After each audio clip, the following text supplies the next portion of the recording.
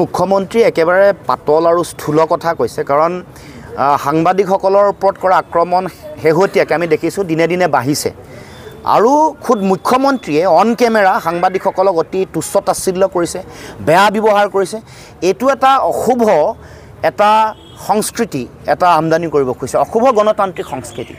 গণতন্ত্ৰত কেতিয়াও এনেকুৱা ধৰণৰ কাম কৰা উচিত নহয় কাৰণ গণতন্ত্ৰৰ চতুৰ্থ স্তম্ভ বুলি কয় আৰু গণতান্ত্ৰিক ঐতিহ্য পৰম্পৰা ধৰি ৰখাৰ প্ৰহৰী আমাৰ সাংবাদিকসকলক সংবাদ গোষ্ঠীৰ মুক্ত কণ্ঠ ৰুদ্ধ কৰিবৰ কাৰণে, দমন কৰিবৰ কাৰণে শাসকীয় পক্ষই কেতিয়াও কোনো কাৰণতে ভয় ভাবুকি তেওঁলোকে খুৱাব নালাগে বা এনেকুৱা ধৰণৰ পৰিৱেশ য'ত আমাৰ সাংবাদিকসকল সুৰক্ষিত নহয় সেই পৰিৱেশটো নাইকিয়া কৰিব লাগে। আজি চাইছোঁ এগৰাকী মন্ত্ৰীও অদায়িত্বশীলভাৱে বক্তব্য আগবঢ়াইছে, কৈছে যে যিসকলে আক্ৰমণ কৰিছে তেওঁলোকৰ অধিকাৰৰ কথা কৈছে। মোৰ প্ৰশ্ন যে আইন তুলি লোৱাৰ অধিকাৰটো তেওঁলোকে ক'ত পাইছে? কোনোবাই যিকোনো সাংবাদিকে কাৰোবাৰ হাতত বুম আছে কাৰোবাৰ হাতত নাই যিকোনো প্ৰশ্ন উত্থাপন কৰিব পাৰে। সাংবাদিকেই নহয়, মই যদি প্ৰশ্ন উত্থাপন কৰোঁ, আজি যদি কোনোবা জাতীয় জনগোষ্ঠীয় দল সংগঠনেও যদি প্ৰশ্ন উত্থাপন কৰে তাৰ উত্তৰ চৰকাৰী যন্ত্ৰই দিব লাগিব।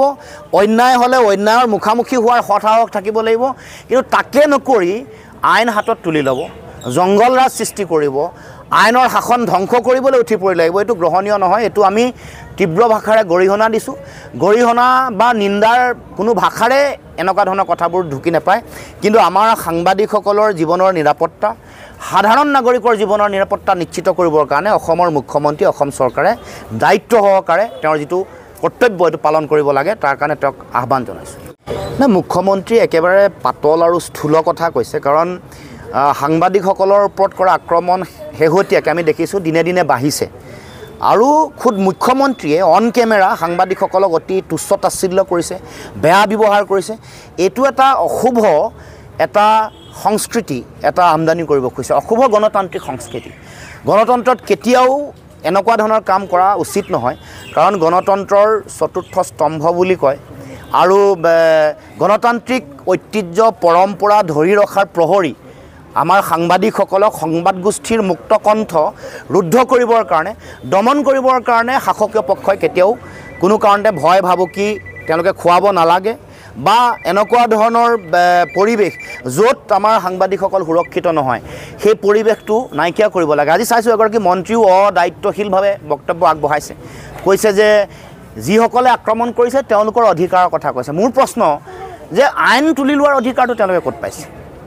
কোনোবাই যিকোনো সাংবাদিকে কাৰোবাৰ হাতত বুম আছে কাৰোবাৰ হাতত নাই যিকোনো প্ৰশ্ন উত্থাপন কৰিব পাৰে। সাংবাদিকেই নহয়, মই যদি প্ৰশ্ন উত্থাপন কৰোঁ, আজি যদি কোনোবা জাতীয় জনগোষ্ঠীয় দল সংগঠনেও যদি প্ৰশ্ন উত্থাপন কৰে তাৰ উত্তৰ চৰকাৰী যন্ত্ৰই দিব লাগিব। অন্যায় হ'লে অন্যায়ৰ মুখামুখি হোৱাৰ সৎসাহস থাকিব লাগিব, কিন্তু তাকে নকৰি আইন হাতত তুলি ল'ব, জংঘল ৰাজ সৃষ্টি কৰিব, আইনৰ শাসন ধ্বংস কৰিবলৈ উঠি পৰি লাগিব। এইটো গ্ৰহণীয় নহয়। এইটো আমি তীব্ৰ ভাষাৰে গৰিহণা দিছোঁ। গৰিহণা বা নিন্দাৰ কোনো ভাষাৰে এনেকুৱা ধৰণৰ কথাবোৰ ঢুকি নাপায়, কিন্তু আমাৰ সাংবাদিকসকলৰ জীৱনৰ নিৰাপত্তা, সাধাৰণ নাগৰিকৰ জীৱনৰ নিৰাপত্তা নিশ্চিত কৰিবৰ কাৰণে অসমৰ মুখ্যমন্ত্ৰী অসম চৰকাৰে দায়িত্ব সহকাৰে তেওঁৰ যিটো কৰ্তব্য এইটো পালন কৰিব লাগে, তাৰ কাৰণে তেওঁক আহ্বান জনাইছোঁ।